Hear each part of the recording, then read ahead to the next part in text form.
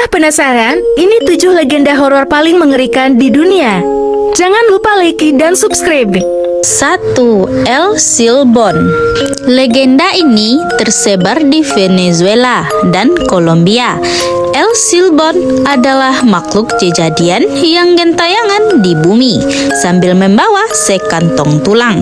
Makhluk itu dulunya adalah seorang anak lelaki tunggal yang tinggal bersama orang tuanya di Venezuela. Sebagai anak tunggal, ia habis-habisan dimanjakan orang tuanya. Anak itu menjadi pembangkang dan besar kepala. Setelah permintaannya untuk makan malam dengan daging rusa tidak dipenuhi, ia mengamuk karena ayahnya tidak bisa menyediakan. Anak itu kemudian menikam perut si ayah, menarik ususnya untuk diberikan kepada ibunya agar dimasak. Ketika si ibu sedang memasak, ia menjadi curiga melihat tampilan daging tersebut dan kemudian menyadari hal yang telah dilakukan anak lelakinya. Ibu itu menjadi sedih dan anaknya kemudian berurusan dengan kakeknya. Si kakek mencambuki anak itu hingga nyaris tewas dan kemudian melumuri luka-luka dengan cabai dan air perasan lemon. Si kakek kemudian memberikan anak itu suatu kantong berisi tulang-tulang ayahnya, lalu melepaskan anjing-anjing ketika cucunya melarikan diri. Sesaat sebelum anjing-anjing itu menewaskan cucunya, si kakek melontarkan kutukan yang mengubah anak itu menjadi makhluk bersama El Silbón. El Silbón disebut-sebut masih gentayangan sambil bersiul-siul, lalu memasuki rumah warga tanpa ketahuan siapapun. Ia menebar tulang-tulang itu di lantai dan menghitungnya dalam rumah. Jika tidak ada yang memergoki, maka seorang anggota keluarga dalam rumah itu akan mati.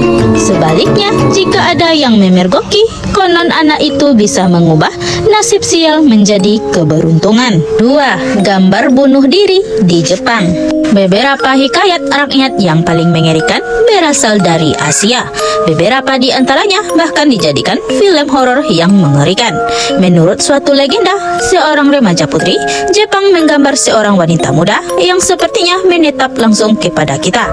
Remaja itu mengunggah gambar secara daring, lalu ia segera bunuh diri tanpa alasan yang jelas. Tak lama kemudian, orang mulai berkomentar di dunia maya dan mengatakan mereka bisa melihat kesedihan dan bahkan kemarahan pada mata si perempuan dalam gambar. Beberapa orang lain mengatakan bahwa bibir dalam gambar itu mulai tersenyum dan matanya berkedip ketika kita semakin lama melihatnya. Sebuah lingkaran pun membayang di sekelilingnya. Beberapa orang melangkah lebih jauh dan mengatakan adanya orang-orang malang yang menatap lebih dari 5 menit lalu kemudian bunuh diri. 3. Nyukur. Dalam foto dan film, kuda digambarkan sebagai makhluk yang anggun. Tapi jika kita berkunjung ke Islandia dan bertemu dengan kuda berwarna abu-abu berdiri di dekat badan air, laut atau danau, waspadalah.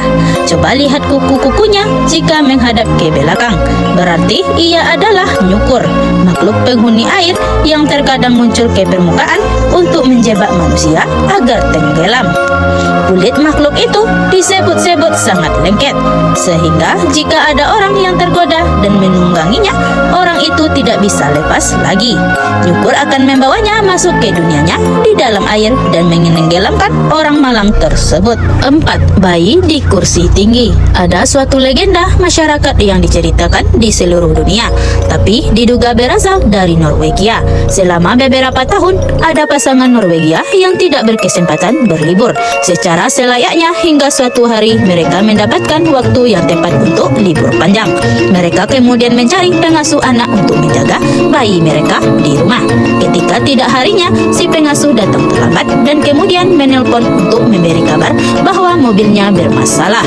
Namun demikian, ia mengaku akan memanggil montir dan berjalan 15 menit ke rumah keluarga tersebut. Merasa yakin pasangan itu mengikat bayi mereka di kursi tinggi untuk bayi, mencium selamat tinggal, lalu bergegas menuju bandara berkendara karena nyaris terlambat. Pintu belakang rumah dibukakan bagi si pengasuh. Satu versi cerita mengatakan bahwa pengasuh itu tiba, tapi pintunya tertutup dan terkunci karena tertiup angin. Ia menganggap pasangan itu bersama dengan bayi mereka dan pergi meninggalkan rumah. Suatu versi lain mengatakan bahwa si pengasuh tewas karena tertabrak truk dalam perjalanannya menuju rumah si bayi. Ada juga yang mengatakan bahwa si pengasuh adalah kerabat yang sudah lanjut usia yang meninggal karena serangan jantung sebelum tiba menemui si bayi. Dalam semua versi cerita, pasangan itu belakangan pulang ke rumah dan menemukan putra mereka meninggal dalam keadaan membengkak dan terikat pada kursi tingginya. 5. Kereta kuda. Afrika Selatan memiliki beberapa legenda yang mendunia, misalnya kapal hantu The Flying Dutchman. Ada satu lagi yang bermula pada 1887, sebagaimana diceritakan oleh Mayor Alvarez Ellis kepada South African Sketches.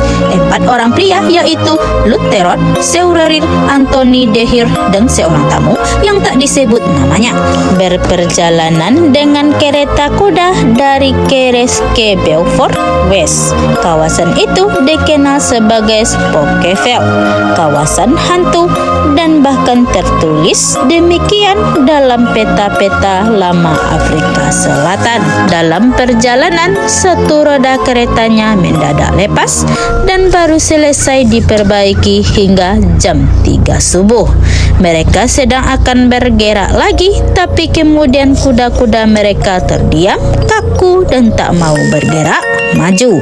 Entah dari mana mereka mendengar suara kereta kuda mendekat dengan cepat ke arah mereka.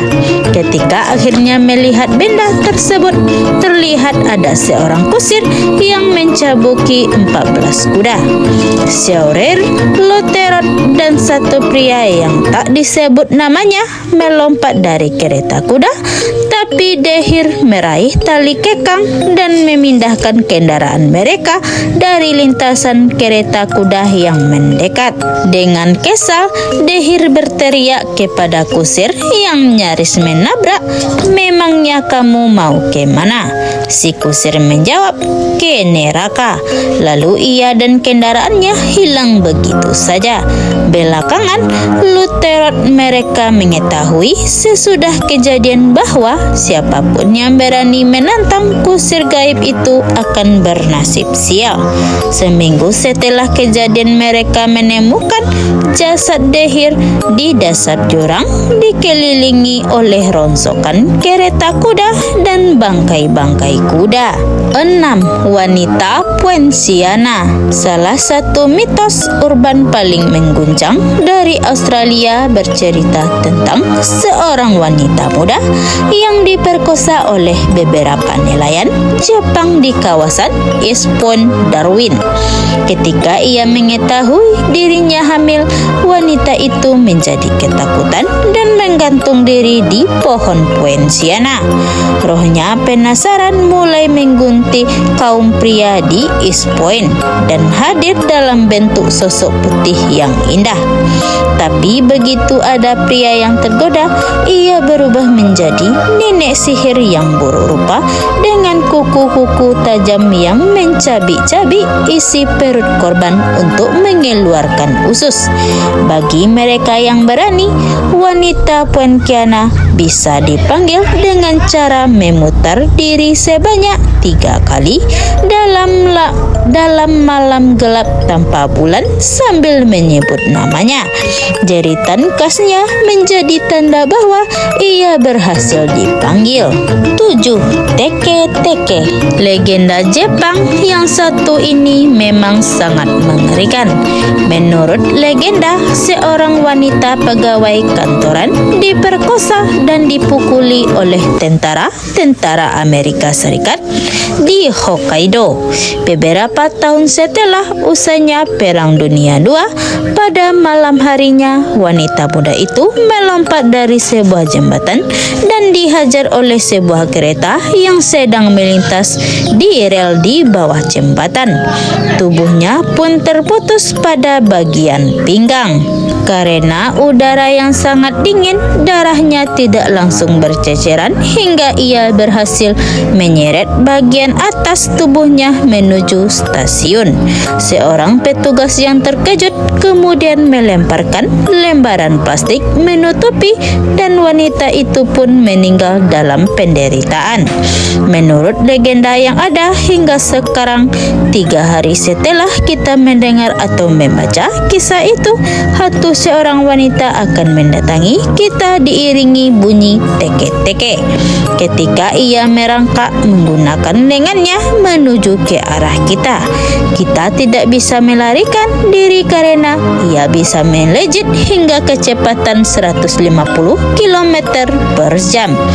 Tugasnya adalah untuk menangkap orang sebanyak mungkin, lalu memotong dan mencuri bagian bawah tubuh korban. Satu-satunya cara melepaskan diri adalah dengan menjawab beberapa pertanyaan darinya. Jika ia bertanya apakah kita memerlukan kaki, kita harus menjawab memerlukannya saat ini juga. Dan jika ia bertanya tentang siapa yang menceritakan kisahnya kepada kita, maka kita harus menjawab Kashima Reiko.